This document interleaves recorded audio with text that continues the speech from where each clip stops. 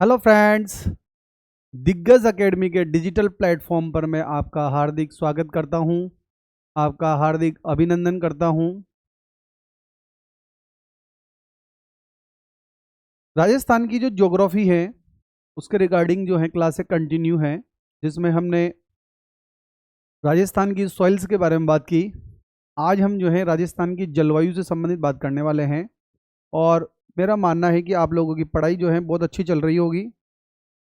और जैसा कि आप लोगों को पता हो कि अभी जो रीट मेंस का जो एग्ज़ाम है उसके लिए एक ट्वीट आया था कि भाई एग्ज़ाम जो है उसी डेट को प्रस्तावित है जो पहले जो जनवरी 2026 में घोषित की गई थी। उसी डेट पर आपका एग्ज़ाम होने वाला है, तो आप लोग जो पढ़ाई है वो कंटिन्यू रखें। अपन जो बात कर रहे हैं राजस्थान की जलवायु, तो जलवायु क्या होती है उसके बारे में बात करेंगे, मौसम क्या होता है उसके बारे में बात करेंगे, और जो राजस्थान की जलवायु है उसे प्रभावित करने वाले कौन कौन से कारक हैं उनसे संबंधित बात करेंगे। राजस्थान की जो सामान्य जलवायु वर्गीकरण है, जैसे राजस्थान में शुष्क कटिबंधीय, अर्ध शुष्क कटिबंधीय, उपाद्र, आर्द्र और अति आर्द्र कटिबंध, इस प्रकार जो है सामान्य जलवायु वर्गीकरण किया गया, उससे संबंधित बात करेंगे। और जो हमारे जो भूगोल वेता हुए हैं, जैसे कोपेन का वर्गीकरण ट्री वार्ता का है, थानथवेट का वर्गीकरण है, इससे संबंधित बात करेंगे क्लास में कि कोपेन ने राजस्थान की जो जलवायु वर्गीकरण जो है उसको किसके आधार पर वर्गीकृत किया, थानथवेट ने किसके आधार पर किया, और ट्रीवार्था का जो वर्गीकरण है वो किस आधार पर राजस्थान में प्रस्तुत किया गया। तो बात करते हैं पहले बात करूंगा मौसम क्या होता है। तो मौसम क्या है कि वायुमंडल की जो अल्पकालिक जो दशाएं होती हैं उसे हम क्या कहते हैं, मौसम कहते हैं। तो थोड़ा अपन बात करते हैं, सबसे पहले कुछ टर्म्स के बारे में बात करते हैं। एक तो होता है मौसम और एक होती है जलवायु।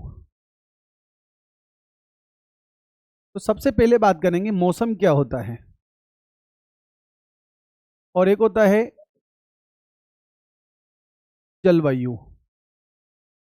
तो वायुमंडल की जो अल्पकालिक दशाएं होती हैं,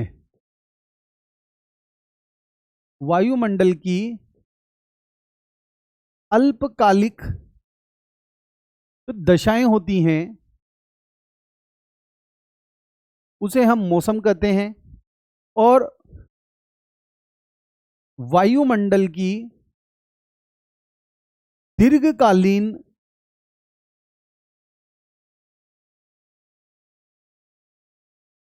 दशाओं का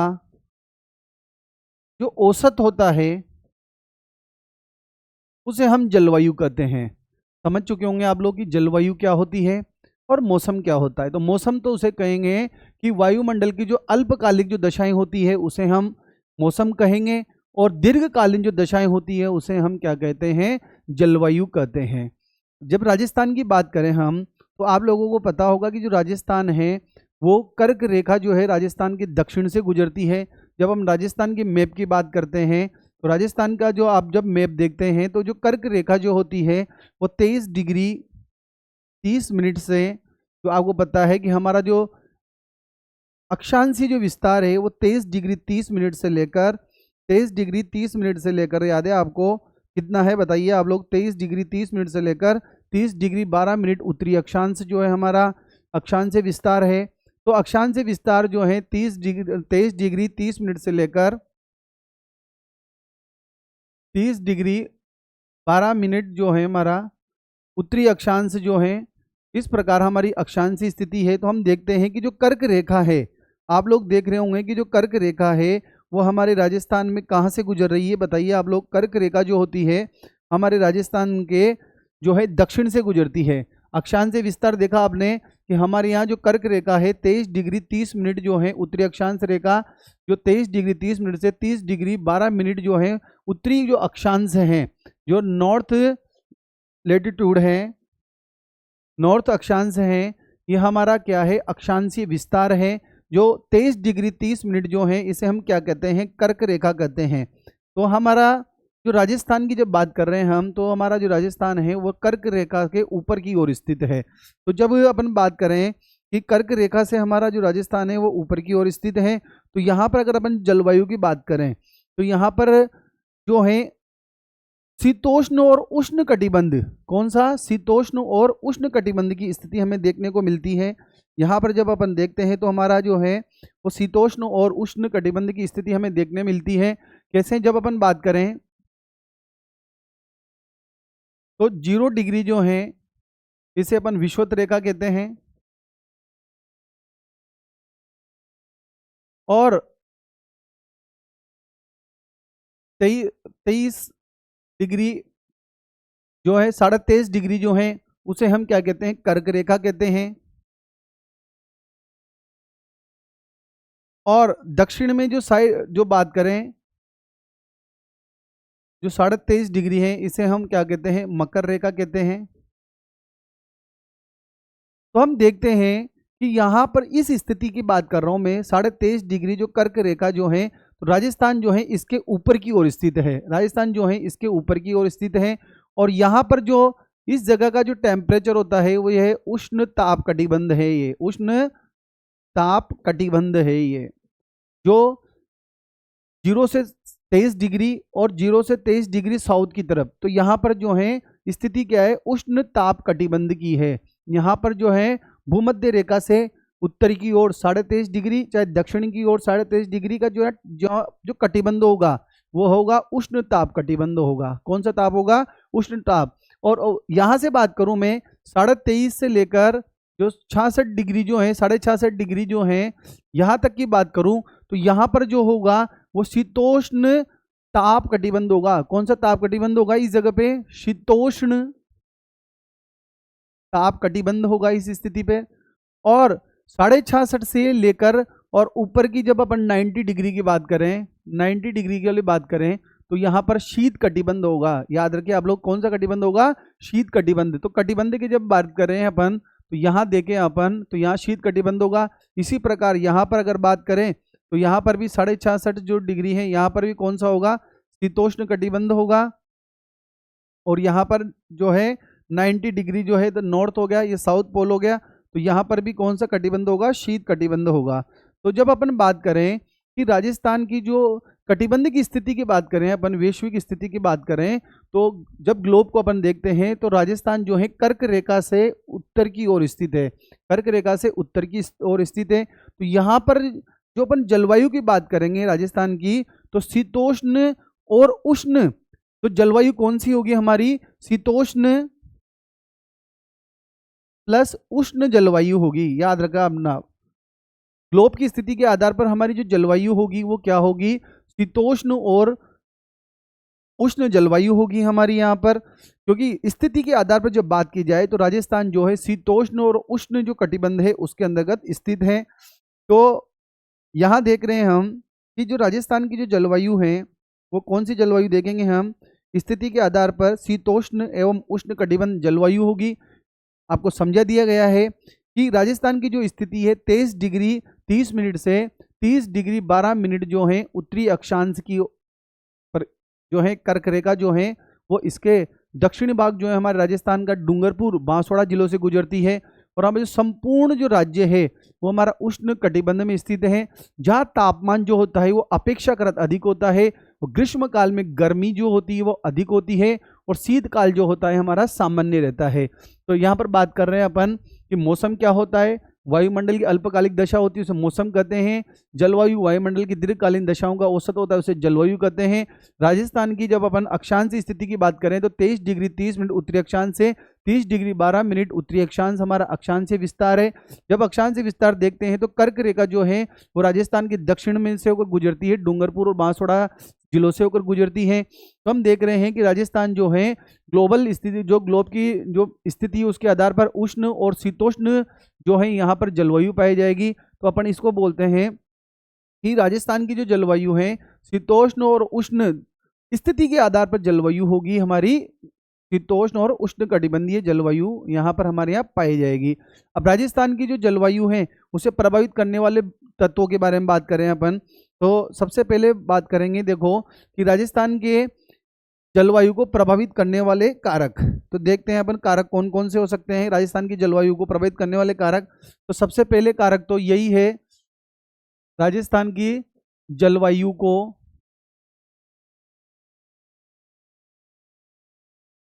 प्रभावित करने वाले कारक। राजस्थान की जो जलवायु है उसे प्रभावित करने वाले कारक। सबसे पहले बात करेंगे अपन राजस्थान की जलवायु को प्रभावित करने वाले कारकों की बात करें तो राजस्थान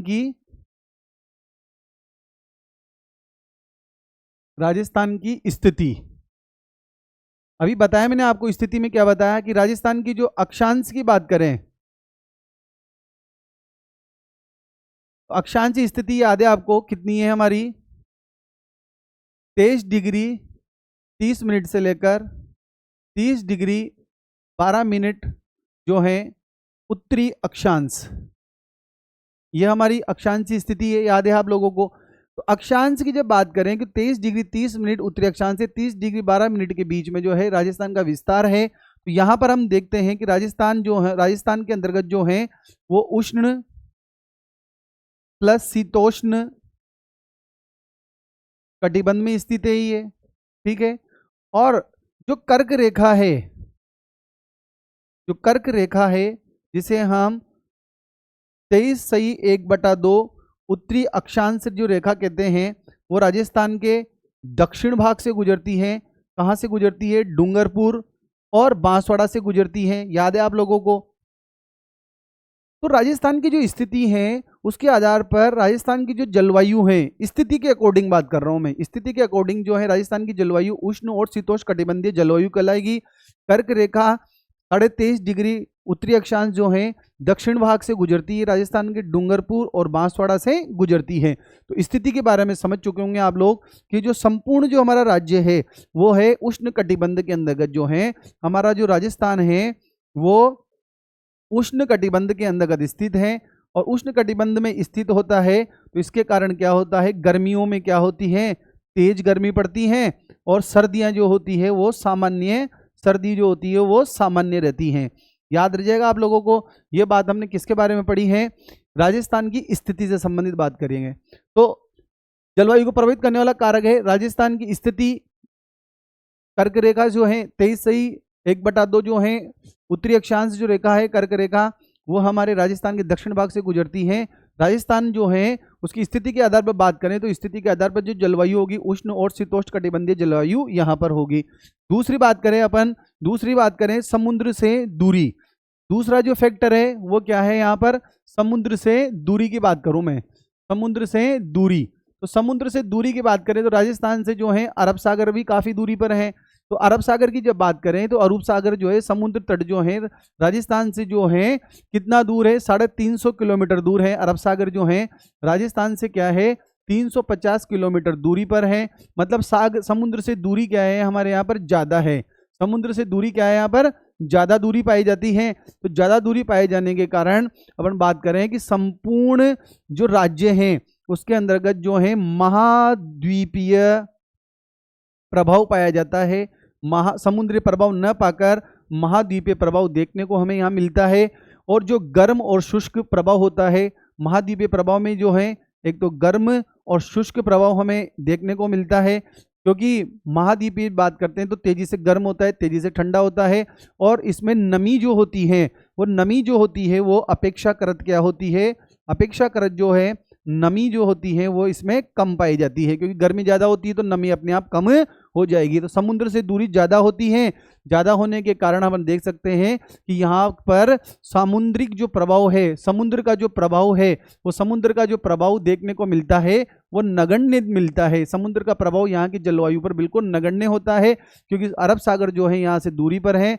महाद्वीपीय प्रभाव ज़्यादा देखने को मिलता है, गर्म और शुष्क जलवायु देखने को मिलती है। महाद्वीप तेजी से गर्म होते हैं, तेजी से ठंडे होते हैं। यहाँ पर गर्मी ज़्यादा होने के कारण अपेक्षाकृत क्या होती है, नमी जो होती है वो कम होती है।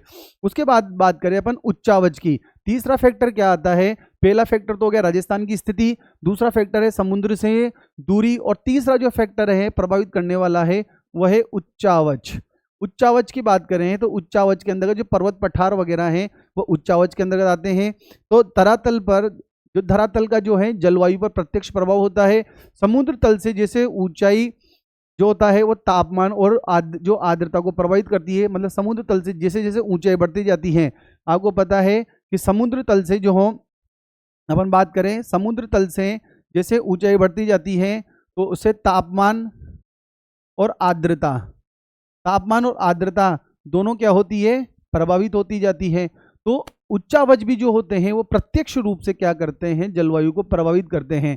अपन देखें कि राजस्थान का जो अधिकांश धरातल है वो 370 मीटर से कम ऊंचा है। राजस्थान का जो धरातल है वो जो है, राजस्थान का धरातल है वो सामान्य रूप से अगर बात करें तो राजस्थान का धरातल जो है 370 मीटर से कम ऊंचा है। सामान्य रूप से बात की जाए तो 370 मीटर से कम ऊंचा है, ठीक है। लेकिन केवल अरावली की बात करूं मैं तो अरावली की जो पर्वत श्रेणियां है और हाड़ौती का जो पठार है, केवल दो ही चीजें हमारे यहाँ पर, एक तो अरावली और हाड़ौती का जो पठार है वो इससे ऊंचा है, 370 मीटर से क्या है, ये ऊंचा है। तो अपन देख रहे हैं कि उच्चावच भी जो होते हैं वो धरातल को धरातल जो हमारा उच्चावच जो पर्वत पठार होते हैं धरातल पर, वो जलवायु को प्रत्यक्ष रूप से प्रभावित करते हैं। हम पता है कि समुद्र तल से जैसे जैसे ऊंचाई बढ़ती जाती है तापमान और आर्द्रता में परिवर्तन होता जाता है। धरातल अगर राजस्थान की औसत बात करें तो 370 मीटर से कम ही मिलेंगे आपको यहाँ पर उच्चावच। लेकिन अरावली और हाड़ौती का जो पठार है वो क्या है, इससे ऊंचा है। तो अरावली की जो पहाड़ियां हैं वो अपर्दन हो चुका है उनका, कटी-फटी है, फिर भी राज्य की जलवायु को क्या करती है, ये प्रभावित करती है। अरावली जो है वह राज्य की जलवायु को प्रभावित करती है, राज्य की जलवायु को क्या करती है, प्रभावित करती है। अभी वर्तमान स्वरूप जो है इसका कैसा है, अपर्दित स्वरूप है, अपर्दित स्वरूप है, याद रखिएगा आप लोग। अरावली जो है अभी अपने वर्तमान स्वरूप में अपर्दित स्वरूप के अंतर्गत स्थित है, अपर्दित स्वरूप है। और कटा फटा इसका जो है स्वरूप देखने को मिलता है अरावली का आपको, कि अरावली जो है प्रत्यक्ष अभी जो प्रेजेंट टाइम के अंतर्गत जो अरावली है वो उसका कटा फटा स्वरूप है, या अपन यूं कह सकते हैं अपर्दित जो स्वरूप हमें देखने को मिलता है। अरावली जो है वर्तमान स्वरूप के अंतर्गत इस प्रकार है, फिर भी जो है अरावली हमारी जो जलवायु है उसको प्रभावित करती है।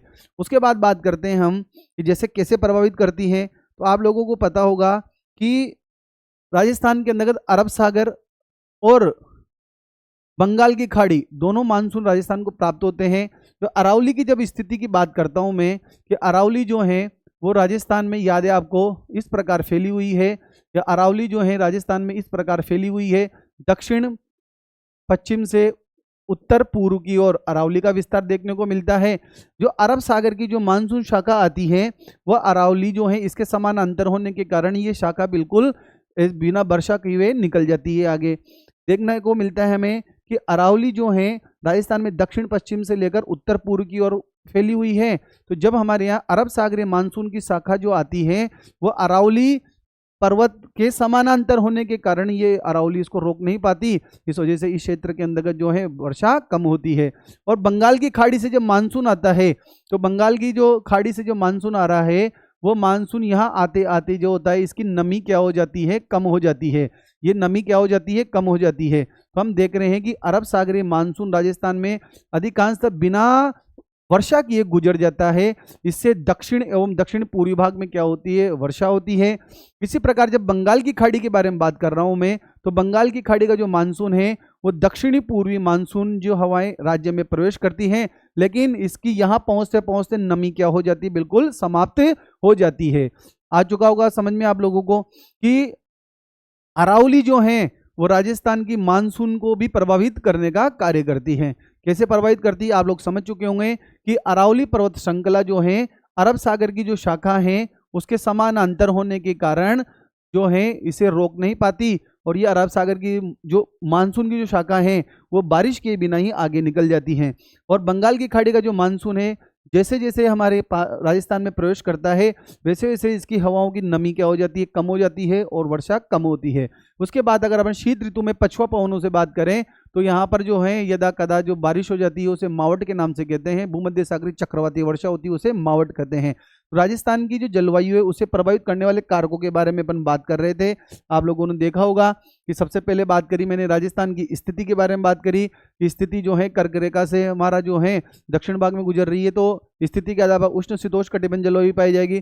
समुद्र से दूरी के बारे में बात की अपन ने, तो आप लोग समझ चुके होंगे कि जो है राजस्थान की जो जलवायु उसे किस प्रकार प्रभावित करने वाले कारक हैं। अब अपन बात करते हैं, थोड़ा सा पीपीटी से इसको टैली कर लेते हैं अपन, ताकि जो हमारा जो चैप्टर है वो कम समय में पूरा हो जाए। तो देखते हैं हम सबसे पहले राजस्थान की जलवायु। तो जलवायु किसे कहेंगे, आपको डेफिनेशन समझा दी मैंने आपको। जलवायु किसे कहेंगे, मौसम किसे कहेंगे, याद है आप लोगों को। तो मौसम, सबसे पहले मौसम की बात की थी मैंने आपको। मौसम क्या होता है कि अल्पकालिक जो दशाएं होती है, अल्पकालिक जो दशा होती है उसे मौसम कहा जाता है, और दीर्घकालिक जो दशाएं होती हैं उसे हम क्या कहते हैं, पृथ्वी के चारों ओर वायुमंडल की दीर्घकालीन घटनाओं को जलवायु कहा जाता है। दीर्घकालीन जो घटनाएं होती हैं उसे का औसत जो होता है जलवायु कहलाता है। जलवायु का निर्धारण 30 वर्षों की औसत मौसमी दशाओं के आधार पर किया जाता है। अभी बताया मैंने आपको, औसत निकाला जाता है। दीर्घकालीन जो जलवायु जो होती है उसका मौसम जो होता है उसकी 30 वर्ष का जो औसत निकालते हैं, उसके आधार पर इसका निर्धारण किया जाता है। तो मौसम किसे कहेंगे, अल्पकालिक जो दशाएं होती है उसे मौसम कहेंगे, और मौसम की जो 30 वर्ष की जो दीर्घकालीन जो दशाएं होती हैं उसे हम क्या कहेंगे, जलवायु कहते हैं। राजस्थान की जलवायु के बारे में बात करें तो राजस्थान की जलवायु जो उपोष्ण कटिबंधीय जलवायु स्थिति देखने को मिलती है। राजस्थान में उपोष्ण कटिबंधीय जलवायु स्थिति हमें देखने को मिलती है, अभी ग्लोब से समझाया मैंने आपको। उसके बाद बात करते हैं कि राजस्थान की जलवायु को प्रभावित करने वाले तत्व कौन कौन से हैं। सबसे पहला तत्व है राजस्थान की स्थिति। अभी आपने समझा, राजस्थान की स्थिति के आधार पर राजस्थान कौन सी में, शीतोष्ण और उष्ण कटिबंध में स्थित है। अगर अपन बात करें वैश्विक आधार पर, तो स्थिति के आधार पर राजस्थान जो है शीतोष्ण और उष्ण कटिबंध में स्थित है। राजस्थान की जो स्थिति है 23 डिग्री जो है 23 डिग्री 30 मिनट से 30 डिग्री 12 मिनट जो है उत्तरी अक्षांश के मध्य स्थित है, और 23.5 डिग्री जो उत्तरी अक्षांश जो रेखा है जिसे हम कर्क रेखा के नाम से जानते हैं, वो राजस्थान के दक्षिण भाग में डूंगरपुर और बांसवाड़ा जिलों से गुजरती है। याद रखना आप लोग, कर्क रेखा जो है राजस्थान में डूंगरपुर और बांसवाड़ा जिलों से गुजरती है। संपूर्ण जो राज्य हैं वह उष्ण कटिबंध में स्थित हैं। यहाँ तापमान अधिक होगा, याद रखना, और ग्रीष्म काल में अधिक गर्मी होती है और शीतकाल यहाँ पर सामान्य रहता है।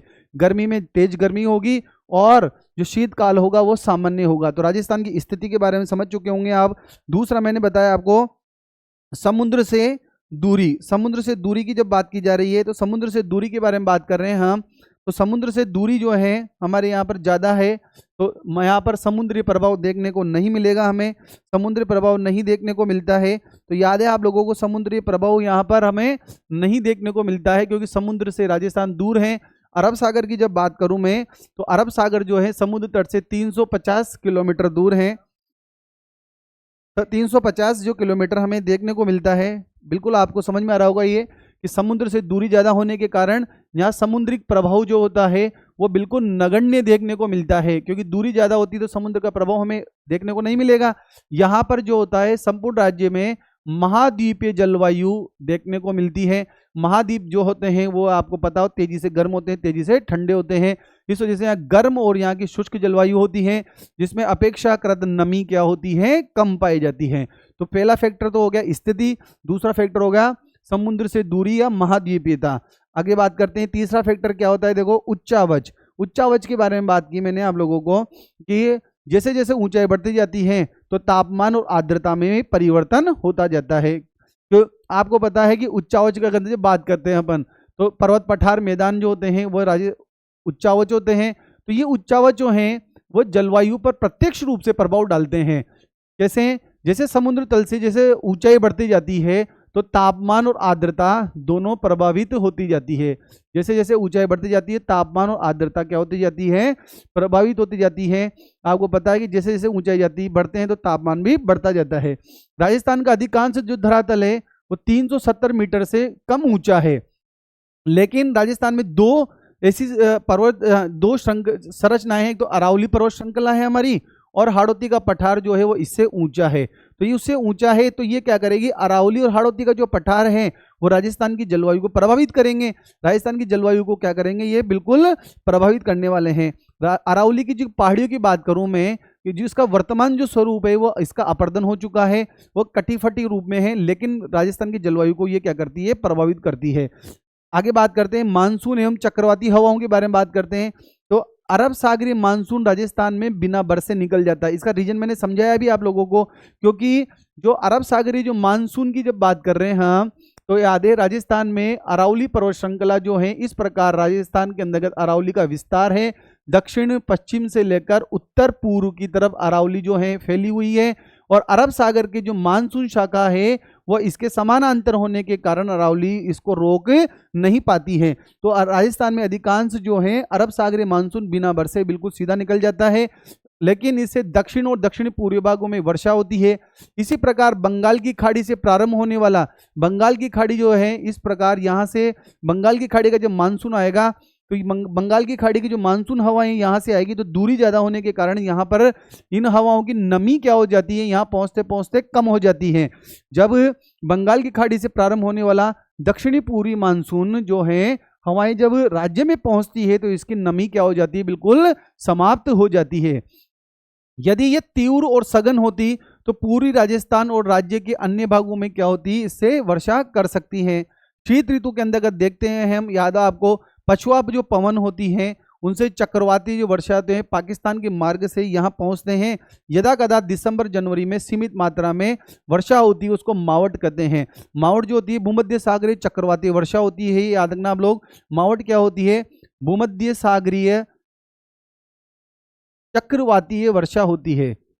आपसे पूछा जाए राजस्थान के अंतर्गत जो है चक्रवातीय वर्षा होती है क्या, तो आप बताओगे बिल्कुल होती है।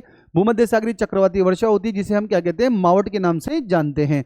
आगे बात करें राजस्थान की जलवायु की विशेषताओं के बारे में बात करें। राजस्थान की जलवायु की विशेषताओं के बारे में बात करें तो देखिए, सबसे पहले नंबर एक बात करता हूं कि यहाँ शुष्क एवं अर्धशुष्क जलवायु की प्रधानता देखने को मिलती है। शुष्क और अर्धशुष्क जलवायु की प्रधानता देखने को हमें यहाँ पर बिल्कुल मिलती है, क्योंकि राजस्थान की जो जलवायु है उसके अंदर शुष्क और अर्धशुष्क जो स्थिति है वो हमें देखने को मिलेगी। क्योंकि अपन को पता है कि ग्रीष्म ऋतु में संपूर्ण प्रदेश में जो तापमान जो होता है, संपूर्ण प्रदेश में जो तापमान होता है वो बहुत ज़्यादा होता है, और शीत ऋतु जो होती है सामान्य होती है। मैं पहले पढ़ चुके अपन कि राजस्थान के अंतर्गत जो है ग्रीष्म ऋतु में जो संपूर्ण प्रदेश के अंतर्गत तापमान जो होता है वो तेज होता है, हाई टेम्परेचर पाया जाता है, टेम्परेचर जो होगा हाई पाया जाएगा यहाँ पर। और शीत ऋतु जो होती है, जो विंटर जो होती है वो सामान्य रहेगी। यहाँ पर विंटर क्या रहती है, सामान्य रहती है। सामान्य तापमान जो ग्रीष्म काल में बात करते हैं तो 50 डिग्री से सेल्सियस पहुंच जाता है, और शीतकाल में 0 डिग्री तक टेम्परेचर जो होता है यहाँ पर कम हो जाता है। तो अपन बात करें यहाँ पर शुष्क और अर्धशुष्क जलवायु की बात करें तो गर्मी में बहुत तेज गर्मी पड़ेगी, 50 डिग्री सेल्सियस तक तापमान पहुंच जाता है। और गर्मियों सर्दियों की हम बात करें सामान्य पड़ती है, तो न्यूनतम जो तापमान है वो 0 डिग्री तक भी यहाँ पहुंच जाता है, 2 डिग्री से 0 डिग्री तक पहुंच जाता है। उसके बाद क्या है, देखो अपर्याप्त और अनिश्चित वर्षा है। यहाँ पर आप लोग देख रहे होंगे कि राजस्थान के पश्चिमी भाग के अंतर्गत तो वर्षा कम होती है, और राजस्थान के जो पूर्वी भाग हैं, दक्षिण पूर्वी भाग हैं, उसके अंतर्गत जो होती है वर्षा ज़्यादा होती है। अपर्याप्त अनिश्चित वर्षा है, खंडहीन वर्षा पाई जाती है यहाँ पर। उसके बाद वर्षा का असमान वितरण, विशेषकर भी बताया पश्चिमी और पूर्वी राजस्थान में। मैंने समझाया आपको पश्चिमी राजस्थान में तो कम वर्षा हो रही है और पूर्वी राजस्थान में ज़्यादा वर्षा हो रही है, तो वर्षा का असमान वितरण देखने को मिलता है। अधिकांश वर्षा जून से सितंबर तक होती है, और शीतकाल में न्यूनतम वर्षा होती है, और शीतकाल के अंदर जो वर्षा होती है उसे मावट कहते हैं। और मावट जो होती है वो कौन सी, भूमध्य सागरीय चक्रवातीय वर्षा है। याद रखना, अब भूमध्य सागरीय चक्रवातीय वर्षा है, चक्रवात के द्वारा वर्षा होती है, ये मावट कहलाती है। जो रबी की फसल के लिए क्या कहलाती है, जो रबी की जो फसल होती है, रबी की जो ऋतु की जो फसल होती है उसके लिए गोल्डन ड्रॉप्स कहते हैं। इसको क्या बोलते हैं, इसको गोल्डन ड्रॉप्स कहा जाता है। याद रखना आप लोग, किसे, शीतकाल में जो वर्षा होती है जिसे मावट कहते हैं, ये रबी की फसल के लिए क्या होती है, गोल्डन ड्रॉप्स कहलाती है। उसके बाद देखिए आप लोग, राजस्थान की जो अपन बात कर रहे हैं स्थिति से संबंधित पहले बात समझाई थी मैंने आप लोगों को, वही बात यहाँ पर आप पीपीटी में देखिए कि यहाँ पर बात करें 0 डिग्री जो रेखा है उसको भूमध्य रेखा कहेंगे, और 23.5 डिग्री जो उत्तरी अक्षांश रेखा होती है उसको कर्क रेखा, 66.5 डिग्री और 90 डिग्री। तो यहाँ से अपन बात करें 0 डिग्री से 23.5 डिग्री नॉर्थ, 23.5 डिग्री साउथ के अंदर बात करें तो यहाँ उच्च ताप कटिबंध देखने को मिलता है हमें। उसके बाद 23.5 डिग्री नॉर्थ से 66.5 की बात करें, चाहे अपन साउथ में या नॉर्थ दोनों तरफ बात करें तो शीतोष्ण ताप कटिबंध देखने को मिलता है। और 66.5 से 90 डिग्री साउथ में देखें चाहे नॉर्थ में देखें तो शीत कटिबंध हमें यहाँ पर देखने को मिलता है। और ऊपर जो है उत्तरी ध्रुव पर बर्फ जमा होती है, याद है आप लोगों को। उसके बाद बात करें जलवायु का वर्गीकरण, तो राजस्थान की अपन जो वर्गीकरण की बात करें, राजस्थान का जो जलवायु वर्गीकरण है उसे अपन बात करें तो राजस्थान के जलवायु जो वर्गीकरण है उससे संबंधित बात जब अपन करते हैं तो राजस्थान का जो जलवायु वर्गीकरण है उसे अपन 2 भागों में डिवाइड करते हैं। देखिए आप लोग, सबसे पहले राजस्थान का जलवायु वर्गीकरण,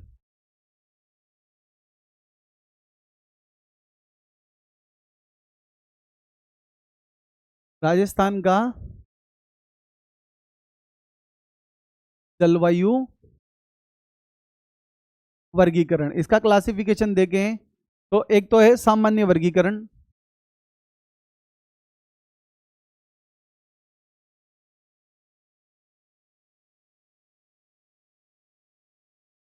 और एक है व्यक्तिगत वर्गीकरण।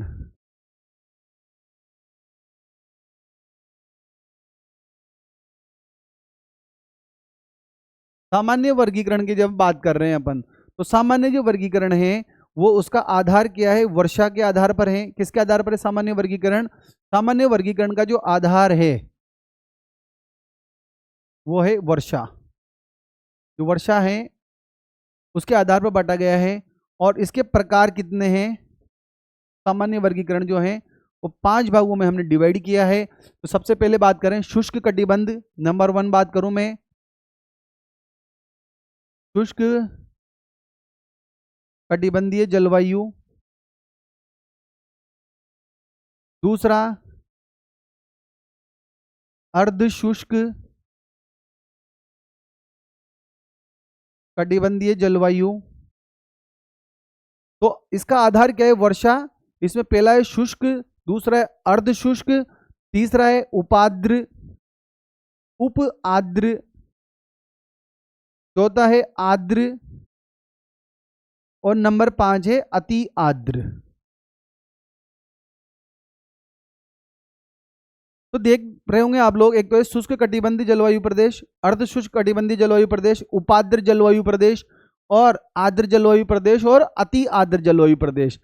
ये किसके आधार पर है? वर्षा के आधार पर।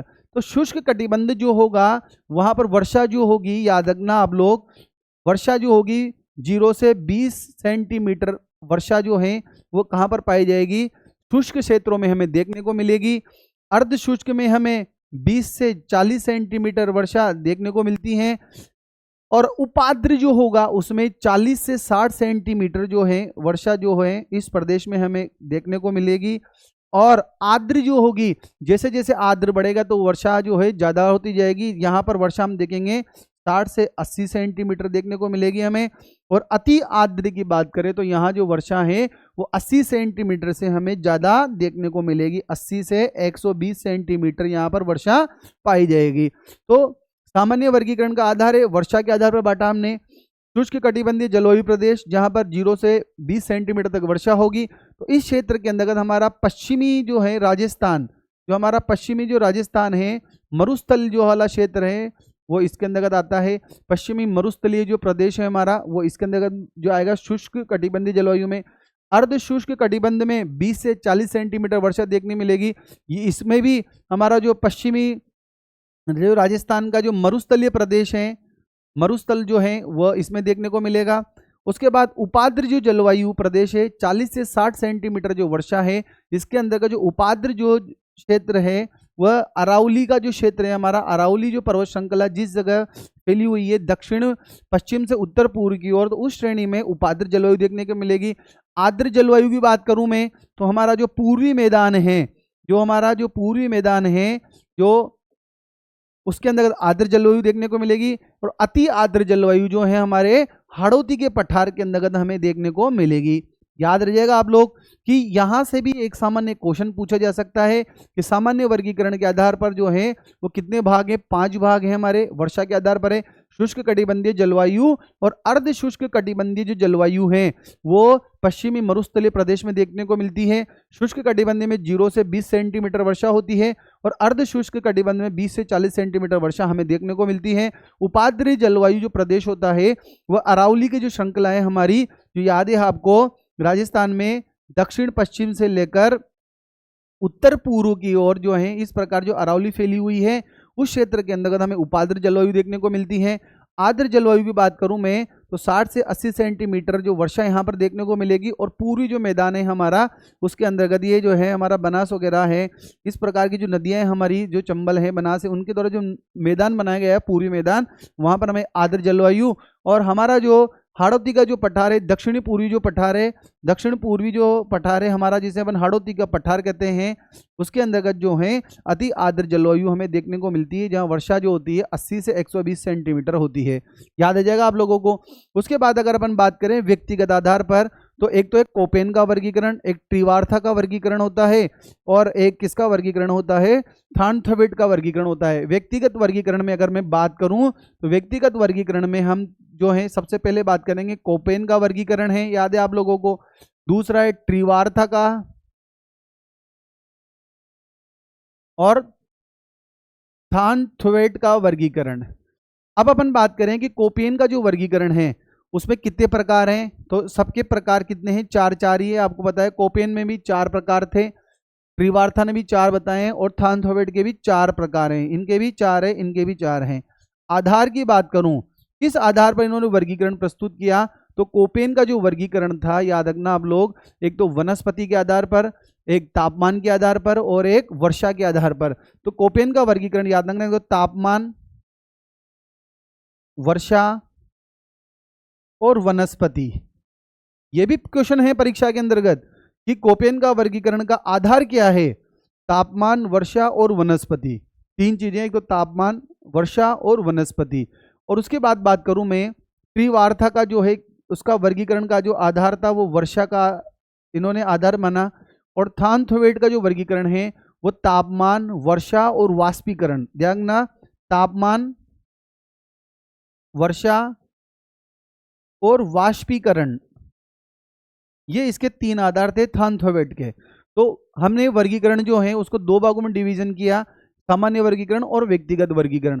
सामान्य वर्गीकरण देख लिया हमने, वर्षा के आधार पर था, और व्यक्तिगत वर्गीकरण जो है एक तो कोपेन का वर्गीकरण, ट्रिवार्था का वर्गीकरण, थानथवेट का वर्गीकरण। पढ़ेंगे अपन कि कोपेन ने BWSW, BHW, CWG है, इस प्रकार वर्गीकरण डिवाइड किया, ट्रिवार्था ने भी किया, थानथवेट के द्वारा भी किया गया। इनके आधार क्या क्या है, थानथवेट का तो याद रखना, सॉरी कोपेन का जो वर्गीकरण है उसका आधार है वनस्पति, वर्षा और तापमान के आधार पर वर्गीकरण किया है इन्होंने। कोपेन के द्वारा जो है तापमान, वनस्पति और वर्षा, याद रखना, तापमान, वर्षा, वनस्पति वर्गीकरण का आधार कोपेन का था। ट्रिवार्था का वर्षा के आधार पर बांटा इन्होंने, और थानथवेट का जो वर्गीकरण था, थानथवेट का वो तापमान, वर्षा और वाष्पीकरण के आधार पर उन्होंने वर्गीकरण प्रस्तुत किया था। बिल्कुल। अब बात करते हैं अपन पीपीटी से थोड़ा सा। तो सामान्य वर्गीकरण की बात कर रहा था मैं कि जो सामान्य जो वर्गीकरण देख रहे हो आप लोग, जो सामान्य वर्गीकरण समझाई दिया मैंने आप लोगों को, सामान्य जो वर्गीकरण है उसका आधार जो है वो 5 प्रकार बताए, वर्षा के आधार पर बताया, और ये बात पहले समझा दी मैंने, कोपेन का 4, ट्रिवार्था, थानथवेट का 4, वनस्पति का, कोपेन का आधार क्या है, वनस्पति, वर्षा, तापमान समझा दिया आपको, ट्रिवार्था का वर्षा का, या थानथवेट का तापमान, वाष्पीकरण और वर्षा। ठीक है। जलवायु के निर्धारण का मुख्य आधार क्या होता है, तापमान होता है। याद रखना, जलवायु का जो निर्धारण का जो मुख्य आधार क्या होता है, तापमान ही होता है। उसके बाद अपन बात करें सामान्य जो वर्गीकरण था, ये मैंने आपको समझाई दिया अभी सबसे पहले कि जहां वर्षा के आधार पर था, जहां 20 सेंटीमीटर वर्षा पाई जाएगी, 20 से कम वर्षा पाई जाएगी सेंटीमीटर, वहां पर शुष्क कटिबंधीय जलवायु देखने को मिलेगी। जहाँ 20 से 40 होगा वहाँ अर्ध शुष्क कटिबंधीय जलवायु देखने को मिलेगी। जहाँ वर्षा जो है 40 से 60 सेंटीमीटर देखने को मिलेगी वहाँ उपाद्र कटिबंध जलवायु मिलेगी। और जहाँ पर 60 से 80 सेंटीमीटर वर्षा होगी वहाँ आर्द्र कटिबंध और 80 से 120 सेंटीमीटर अति आर्द्र कटिबंध जलवायु देखने को हमें मिलेगी। तो शुष्क और अर्ध शुष्क जो है वो हमारे पश्चिमी मरुस्थलीय प्रदेश में देखने को मिलेगी। उसके बाद उपाद्र की बात करूँ तो अरावली में, और आर्द्र की बात करूँ तो पूर्वी मैदान के अंतर्गत, और उसके बाद बात करूँ अति आर्द्र जो है हाड़ौती का पठार, जिसे दक्षिण पूर्वी पठार के नाम से जानते हैं, वहां पर हमें ये देखने को मिलेगी जलवायु। याद रह जाएगा आप लोगों को। जैसे मैप से अगर बात करें, अपन मैप से बात करें तो मैप में देख लीजिएगा आप लोग कि मैप में देखेंगे तो ये वाला जो क्षेत्र है यहां पर शुष्क जलवायु देखने को मिलेगी हमें। देख रहे होंगे आप लोग, इस वाला जो क्षेत्र है इसमें शुष्क जलवायु देखने को मिलेगी। उसके बाद ये वाला जो क्षेत्र है इसमें अर्ध शुष्क जलवायु देखने को मिलेगी। और ये जो अरावली वाला जो क्षेत्र है, ये वाला जो पार्ट है, ये देख रहे होंगे आप लोग, ये वाला जो पार्ट आप लोग यहां से यहाँ देख रहे होंगे, ये जो है दक्षिण पश्चिम से उत्तर पूर्व की ओर जो है ये अरावली श्रृंखला है हमारी। तो अरावली जो श्रृंखला है हमारी पर्वत श्रृंखला, इसके अंतर्गत जो है वो उप आर्द्र जलवायु हमें देखने को मिलती है। उसके बाद अगर बात करें तो ये वाला जो क्षेत्र है, ये जो हमारा मैदान वाला भाग है, उत्तर पूर्वी मैदानी क्षेत्र है हमारा ये, और मैदान के अंतर्गत जो हमें बात करी तो आर्द्र जलवायु देखने को मिलती है यहाँ पर। और ये वाला क्षेत्र है, ये वाला क्षेत्र है, ये वाला क्षेत्र है, और ये वाला जो क्षेत्र है ये हाड़ौती का पठार है, जो हमारा हाड़ौती पठार है। ये हाड़ौती पठार के अंतर्गत देख रहे हो आप लोग आर्द्र जलवायु पाई जाएगी यहाँ पर। आर्द्र जलवायु में जो वर्षा है वो 80 से 120 सेंटीमीटर के बीच में वर्षा हमें देखने को मिलती है। तो मैपिंग से भी हम समझ चुके हैं कि राजस्थान के अंतर्गत सबसे ज़्यादा भाग के अंतर्गत जो है शुष्क और अर्ध शुष्क जलवायु हमें देखने को मिलती है।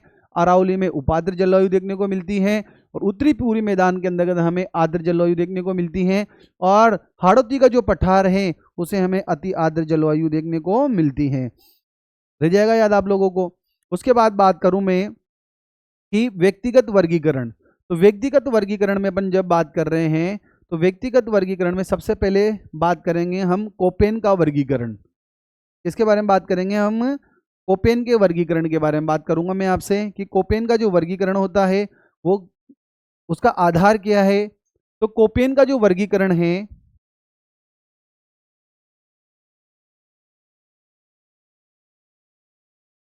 कोपेन का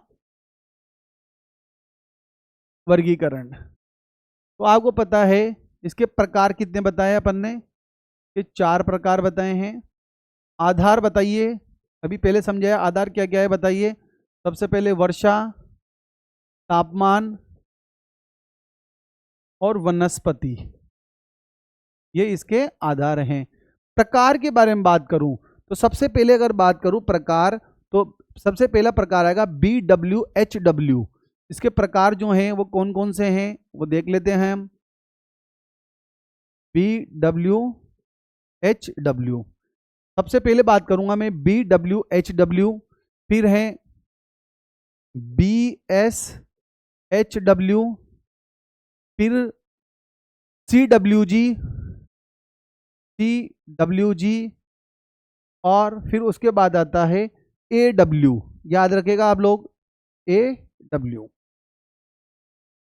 जब अपन बात करें कोपेन का जो वर्गीकरण है उसका आधार जो है वो वर्षा है, तापमान है और वनस्पति है। उसके आधार पर जो है उन्होंने जलवायु का 4 भागों में डिवीजन किया। एक तो BWHW, एक BSHW, एक CWG और एक AWG। AWG नहीं, AW। तो सबसे पहले बात करूं मैं BWHW। तो BWHW है, ये जलवायु कौन सी होगी, शुष्क मरुस्थलीय जलवायु होगी। यहां बात करूं मैं कौन सी जलवायु होगी, शुष्क मरुस्थलीय जलवायु, BWHW। अब आपको पता है शुष्क मरुस्थलीय जलवायु कहां पाई जाएगी, शुष्क मरुस्थल में देखने को मिलती है। विस्तार की अगर बात करूं मैं यहां, विस्तार शुष्क मरुस्थल कहाँ मिलेगा? जैसलमेर, बीकानेर, यहां पर इसका विस्तार हमें देखने को मिलेगा। जैसलमेर है, बीकानेर है, चूरू है। BWHW शुष्क मरुस्थलीय जलवायु देखने को मिलेगी यहां पर, इसका विस्तार जैसलमेर, बीकानेर, चूरू में मिलेगा। शुष्क मरुस्थलीय प्रदेश पता ही है आपको। उसके बाद बात करें अपन कि BWHW में यहाँ वनस्पति कैसे मिलेगी? वनस्पति जो होगी वो जीरोफाइट्स वनस्पति मिलेगी। जीरोफाइट्स याद रखना आप लोग, इंपॉर्टेंट क्वेश्चन है ये यहाँ से कि जो शुष्क मरुस्थल होता है वहां वनस्पति मिलेगी जीरोफाइट वनस्पति। जीरोफाइट वनस्पति जो होती है वो कटीली वनस्पति होती है। कौन सी? मरुद्भिद वनस्पति बोलते हैं। मरुद्भिद, मरुद्भिद, मरुद्भिद वनस्पति या कटीली वनस्पति हमें देखने को मिलती है, ताकि पानी जो होता है वो कम से कम, यहाँ उसका पानी जो है कम से कम उड़े, पानी का हास कम से कम हो प्लांट्स से। तो शुष्क मरुस्थलीय जलवायु देखने को मिलेगी यहाँ। विस्तार जैसलमेर, बीकानेर, चूरू में। वनस्पति जीरोफाइट वनस्पति मिलेगी। और विशेष क्या है यहाँ पर, मैंने बात की आपसे, न्यूनतम वर्षा पाई जाएगी। वर्षा भी क्या होगी इस क्षेत्र के अंतर्गत? न्यूनतम वर्षा। वर्षा क्या होगी? न्यूनतम होती है। पढ़ा था हमने, याद हो तो आप लोगों को, कितनी थी याद है आपको? 0 से 20 जो सेंटीमीटर जो था वो शुष्क मरुस्थल में आया था, उसको अपन बोलते हैं BWHW। जो शुष्क मरुस्थल था, यहाँ वर्षा हमें देखी थी याद हो तो 0 से 20 सेंटीमीटर वर्षा देखने को मिली थी। तो BWHW जो होगा उसके अंतर्गत शुष्क मरुस्थलीय जलवायु देखने को मिलेगी। जैसलमेर, बीकानेर, चूरू इस क्षेत्र में विस्तार रहेगा। वनस्पति जीरोफाइट देखने को मिलेगी। वर्षा न्यूनतम देखने को मिलेगी। उसके बाद दूसरा आता है BSHW। तो इसको क्या बोलेंगे? अर्ध शुष्क। जहां सामान्य वर्गीकरण देखा था हमने, वहां पर भी अर्ध शुष्क जलवायु प्रदेश देखा था हमने। तो BSHW होगा वो अर्ध शुष्क होगा। यहाँ पर वनस्पति जो होगी वो वनस्पति स्टेपी वनस्पति देखने को मिलेगी हमें। स्टेपी जो वनस्पति होती है वो छोटे घास के मैदान होते हैं, घास के छोटे मैदान जो होते हैं वो देखने को मिलेंगे हमें यहाँ पर। और इसका विस्तार जो है, इसके विस्तार की बात करूँ तो लूनी बेसिन है, घग्गर बेसिन है, नागौर है। जैसे अपन बात करें लूनी बेसिन, लूनी बेसिन जो है, और घग्गर का बेसिन है, घग्गर नदी का बेसिन है, और नागौर है। इस क्षेत्र में जो है अर्ध शुष्क जो है BSHW जो वर्गीकरण हमें देखने को मिलेगा। राजस्थान में अगर अपन बात करें तो एक कोपेन का सबसे बड़ा वर्गीकरण का क्षेत्र है। कोपेन का सबसे बड़ा क्षेत्र है वर्गीकरण का, सबसे बड़ा क्षेत्र है वर्गीकरण का। कौन सा? BSHW। यहां से क्वेश्चन 100% बनते हैं, इस वजह से मैं बिल्कुल तसल्ली से समझा रहा हूं। मैपिंग से भी समझेंगे अपन। BWHW जो राजस्थान का जो पश्चिमी भाग है मरुस्थलीय, जहां 0 से 20 सेंटीमीटर वर्षा पाई जाती है, उसको शुष्क मरुस्थलीय कहेंगे। जैसलमेर, बीकानेर में विस्तार होगा। जीरोफाइट वनस्पति देखने को मिलेगी। न्यूनतम वर्षा जो होगी 0 से 20 सेंटीमीटर को हमें देखने को मिलेगी। उसके बाद अपन बात कर रहे हैं BSHW अर्ध शुष्क जो प्रदेश होगा जलवायु वाला, सामान्य वर्गीकरण में पढ़ा था अपन ने, वहां से कोरिलेटेड कीजिए अब इसको। वहां स्टेपी छोटे घास की घास से पाई जाएगी, जो सेवण है, मुंज है, मराल है, बहुत सारी घासें पाई जाती है इस क्षेत्र के अंतर्गत। लूनी बेसिन, घग्गर का बेसिन है, नागौर वगैरह के जो शेखावाटी जो क्षेत्र है वहां पर अपन को अर्ध शुष्क जलवायु देखने को मिलेगी। यहाँ एक और क्षेत्र लिख लेते हैं, शेखावाटी।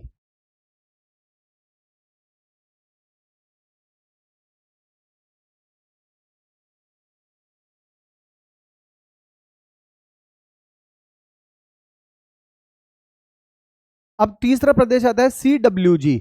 CWG जो है, यहाँ की जो जलवायु होगी, यहाँ की जो जलवायु होगी उपोष्ण जलवायु होगी। कौन सी जलवायु होगी? उपोष्ण जलवायु देखने को मिलेगी। उपोष्ण और उपाद्र हमने वहां भी पढ़ा था, याद हो तो आपको। उपोष्ण और उपाद्र जो जलवायु है उसे हम CWG जलवायु कहेंगे। और आपको पता है कि यह कहाँ पर मिलेगी हमें? उपाद्र जलवायु हम देखते हैं तो आपको पता होगा ये अरावली वाला जो क्षेत्र है वहां देखने को मिलेगी। जैसे अपन बात करें, यह अलवर है, भरतपुर है, अलवर, भरतपुर और करौली है, धौलपुर है, अजमेर है, भीलवाड़ा है, राजसमंद है, भरतपुर है, भीलवाड़ा है, राजसमंद है। इस प्रकार क्षेत्र में हमें ये CWG देखने को मिलेगी। और वनस्पति यहाँ पर कौन सी पाई जाएगी? पतझड़ वनस्पति देखने को मिलेगी। पतझड़ी वनस्पति या पतझड़ वनस्पति यहाँ पर जो है पतझड़ वनस्पति हमें देखने को मिलेगी। पतझड़ जो वनस्पति है वो हमें देखने को मिलेगी यहाँ पर, ठीक है। और अगर इसकी बात करें कि यहाँ पर जो है कृषि का उत्पादन ज़्यादा होगा, क्योंकि आपको पता है कि जो ये वाला जो क्षेत्र है यहाँ पर उपाद्र जलवायु पाई जाएगी, वर्षा जो होती है वो अधिक पाई जाएगी। तो यहाँ पर मैदानी क्षेत्र भी जो है नदियों के द्वारा अपन को मिलेगा, तो यहाँ पर कृषि क्या होगी, अपेक्षाकृत अच्छी होगी। उसके बाद आता है AW जो होता है, यहाँ पर जो है अति आर्द्र जलवायु देखने को मिलेगी। यहाँ पर जो है हमें अति आर्द्र जो जलवायु है यहाँ देखने को मिलेगी। और आप याद कीजिए अति आर्द्र जलवायु कहाँ देखने को मिली थी हमें, जो हमारा हाड़ौती का जो पठार था वहाँ पर हमें ये इस प्रकार की जलवायु देखने को मिली थी। याद रखना, एक तो हाड़ौती का पठार, यहाँ पर हमें अति आर्द्र जलवायु देखने को मिली थी। माउंट आबू वाला जो क्षेत्र है, यहाँ पर हमें इस प्रकार की जलवायु देखने को मिलेगी। यहाँ पर जो होगी अधिक वर्षा होगी, अधिक वर्षा होने के कारण यहाँ पर जो है सघन वनस्पति हमें देखने को मिलेगी। याद आ जाएगा आप लोगों को। तो देखिए आप लोग, हम जो कोपेन का जो वर्गीकरण पढ़ रहे हैं तो उसके अंतर्गत जो है, और वनस्पति जो सघन होगी लेकिन सवाना प्रकार की वनस्पति हमें देखने को मिलेगी। यहाँ पर सवाना वनस्पति हमें देखने को मिलेगी, किसमें, अति आर्द्र के अंतर्गत। तो कोपेन का जो वर्गीकरण है उसके 4 आधार हमने यहाँ पढ़े हैं, प्रकार हैं। आधार जो है, एक तो वर्षा रहेगी, टेम्परेचर रहेगा और वनस्पति रहेगी। तो देख लीजिएगा आप लोग, जैसे BWHW शुष्क मरुस्थलीय प्रदेश बोलेंगे, BWHW याद रखना, BWHW, BSHW, CWG और AW। तो सबसे पहले वाला जो आएगा इसको बोलेंगे शुष्क, इसको बोलेंगे अर्ध शुष्क, लिख लिख के याद कीजिएगा आप लोग। और इसको बोलेंगे उपोष्ण, उपाद्र, और CAW को बोलेंगे अति आर्द्र। ठीक है, याद रह जाएगा ये। और यहां से क्वेश्चन 100% बनता है कि BWHW, BSHW ये शुष्क अर्ध शुष्क मरुस्थल के क्षेत्र में है। ये CWG वाला जो है अरावली और मैदानी क्षेत्र के अंदर देखने को मिलेगा। अति आर्द्र जो है हाड़ौती के पठार में हमें देखने को मिलेगा। शुष्क में जीरोफाइट वनस्पति देखने को मिलेगी, अर्ध शुष्क वाले में स्टेपी वनस्पति, और CWG के अंदर पतझड़ वनस्पति हमें देखने को मिलेगी। शुष्क मानसूनी भी बोल सकते हैं अपन इसको। और AW में सघन वनस्पति हमें देखने को मिलेगी। इनका क्षेत्र हमने पढ़ लिया। अपन इसको अब PPT से एक बार देख लेते हैं और एक बार मैपिंग से भी अपन देख लेते हैं, क्योंकि कई बार जो होता है मैप भी आपको डायरेक्ट दिया जा सकता है कि कहाँ पर कौन सी जलवायु देखने को मिलेगी। तो देखेंगे सबसे पहले कोपेन का व्यक्तिगत वर्गीकरण। तो व्यक्तिगत जो वर्गीकरण जो आ रहा है कोपेन का, कोपेन के अनुसार राजस्थान की जलवायु को 4 भागों में विभाजित किया गया है। जलवायु वर्गीकरण का आधार वनस्पति, तापमान और वर्षा भी समझ ही चुके हैं हम। अब ये देखिए मैपिंग में देखिए आप लोग, सबसे पहले हम क्या पढ़ रहे थे, BWHW। सबसे पहले क्या पढ़ रहे हैं अपन, BW और HW के बारे में बात कर रहे थे, याद हो आपको। तो जो BW जो HW जो है, ये देखिए आप लोग, सॉरी, इस वर्गीकरण में देखो आप लोग, सबसे पहला है BWHW। तो ये वाला जो क्षेत्र होगा, जैसलमेर, बीकानेर, चूरू वाला जो क्षेत्र होगा, इसके अंदर BWHW जलवायु पाई जाएगी। और शुष्क कटिबंधीय क्षेत्र होगा ये शुष्क। और ये वाला जो क्षेत्र है आपको पता है अर्ध शुष्क क्षेत्र है हमारा। अर्ध शुष्क से जो क्षेत्र है इसमें BSHW जलवायु पाई जाएगी। और ये वाला जो क्षेत्र है इसके अंदर CWG जलवायु देखने को मिलेगी। और ये वाले जो पठार हमारा हाड़ौती का पठार है वहां पर AW देखने को मिलेगी। यहाँ पर हमें AW देखने को मिलेगी। तो देखो BSHW को शुष्क जलवायु प्रदेश बोलेंगे, इसको अर्ध शुष्क बोलेंगे। CWG को क्या बोलेंगे, उपाद्र, और इसको बोलेंगे अति आर्द्र। याद रह जाएगा आप लोगों को। तो आपसे मैपिंग में पूछे, चाहे किसी प्रकार से पूछे, तो आप लोग इसको बिल्कुल सही तरीके से कर सकते हो। आपसे जैसे ये क्षेत्र मैप दे दिया जाएगा और मैप देने के बाद आपसे पूछा जाएगा कि जैसे ये मैपिंग में अगर क्वेश्चन किस प्रकार पूछा जाएगा, जैसे आपसे पूछ लिया ये A, ये B और C और ये D, तो इनको आप मिलाने के लिए पूछ सकता है आपसे कि भाई B है वो कौन सा क्षेत्र है, A कौन सा क्षेत्र है, C कौन सा क्षेत्र है और D कौन सा क्षेत्र है। तो आपको पता है कि B कौन सा क्षेत्र है, याद है आपको, यह है BWHW है, ये BSHW वाला क्षेत्र है, और ये CWG वाला है, और ये AW वाला क्षेत्र है। और आप लोगों को इसके बारे में, इसके लक्षण जो हैं, इसकी विशेषताएं इन प्रदेशों की वो पता है ही सही कि BWHW जो है वो शुष्क मरुस्थलीय क्षेत्र के अंतर्गत देखने को मिलेगा। कटीली वनस्पति यहाँ देखने को मिलेगी, मरुद्भिद वनस्पति आपको देखने को मिलेगी। जैसलमेर बीकानेर वाला जो क्षेत्र है ये वाला, इसके अंतर्गत हमें BWHW जलवायु हमें देखने को मिलेगी। उसके बाद BSHW अर्ध शुष्क जो जलवायु प्रदेश हैं, जहाँ पर 20 से 40 सेंटीमीटर वर्षा में देखने को मिलती है। यहाँ पर घग्गर का मैदान है, लूनी जो बेसिन है, वो नागौरे शेखावाटी जो क्षेत्र है वो देखने को मिलेगा। तो BSHW जो है यहाँ पर पतझड़ वनस्पति हमें देखने को मिलेगी। और सबसे इंपॉर्टेंट बात, सॉरी पतझड़ नहीं, स्टेपी वनस्पति हमें देखने को मिलेगी, छोटे घास के मैदान हमें देखने को मिलेंगे BSHW के अंतर्गत। यहाँ BSHW में बात करूं तो आप लोगों को मैपिंग में दिख रहा होगा कि कोपेन का सबसे ज्यादा बड़ा वर्गीकरण कौन सा है, BSHW। याद रखना आप लोग, क्वेश्चन ये भी पूछा जा सकता है कि कोपेन का बड़ा वर्गीकरण कौन सा है, इन चारों में है वो है BSHW। उसके बाद ये वाला देख रहे हो आप, जो उपाद्र जो क्षेत्र है वहाँ CWG पाई जाएगी। CWG जो है हमारा अरावली वाला कुछ भाग है, और मैदानी जो भाग है उसके अंदर हमें देखने को मिलेगी। यहाँ पर जो पतझड़ वनस्पति हमें देखने को मिलेगी। उसके बाद अगर बात करें यहाँ वर्षा जो है वो आर्द्र है, तो आपको पता है कि 80 सेंटीमीटर तक वर्षा अपन को देखने को मिलती है। और ये वाला जो क्षेत्र है जो AW है, अति आर्द्र है, या 80 से 120 सेंटीमीटर वर्षा देखने को मिलेगी हमें। सघन वनस्पति होगी, सवाना प्रकार की वनस्पति देखने को मिलेगी। जो हमारा दक्षिण भाग है, जैसे डूंगरपुर बांसवाड़ा वाला ये क्षेत्र है। इसके बाद बात करें हाड़ौती के पठार की बात करूं, माउंट आबू के बारे में बात करूं, तो यहाँ पर जो है वह AW प्रकार की जलवायु हमें देखने को मिलेगी। तो साथियों आज की क्लास हम यहीं रखते हैं। अगला जो वर्गीकरण है वो त्रिवार्था का पढ़ेंगे, और थॉर्नथ्वेट का वर्गीकरण पढ़ेंगे।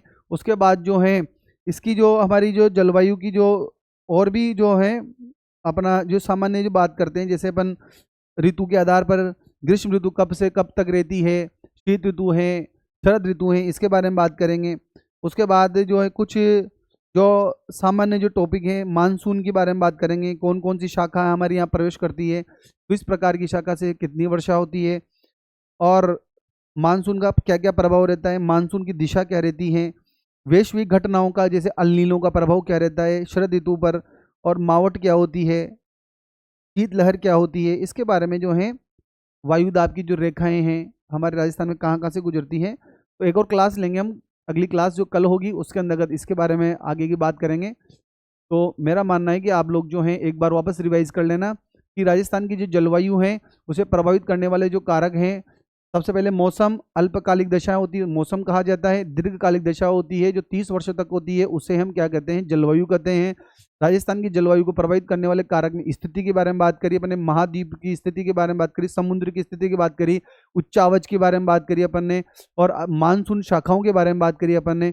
उसके बाद अपन ने व्यक्तिगत वर्गीकरण में कोपेन का वर्गीकरण पढ़ा, तो BSHW है, BWHW है, और BSHW, CWG और AWG के प्रकार पढ़े अपन ने। सामान्य वर्गीकरण में अर्ध शुष्क जलवायु प्रदेश, अर्ध शुष्क, उपाद्र, आर्द्र और अति आर्द्र के बारे में हमने बात की कि वहाँ किस प्रकार की वर्षा पाई जाएगी, किस प्रकार की वनस्पति हमें देखने को मिलेगी। तो आगे की जो क्लास होगी उसके अंदर इससे आगे का टॉपिक हम पढ़ेंगे। आप लोग जो है अच्छी तरीके से पढ़ाई करें, और जलवायु संबंधी जो नोट्स हैं वो हमारा जो ग्रुप है इसका टेलीग्राम, उस पर भी मिलेंगे, और इसके साथ जो है क्लास की जो PDF है वो PPT भी आपको इसमें मिल जाएगी, आपको नोट्स का जो सेगमेंट है हमारा उसके अंतर्गत। तो मिलते हैं अगली क्लास में। धन्यवाद साथियों, जय हिंद, जय भारत।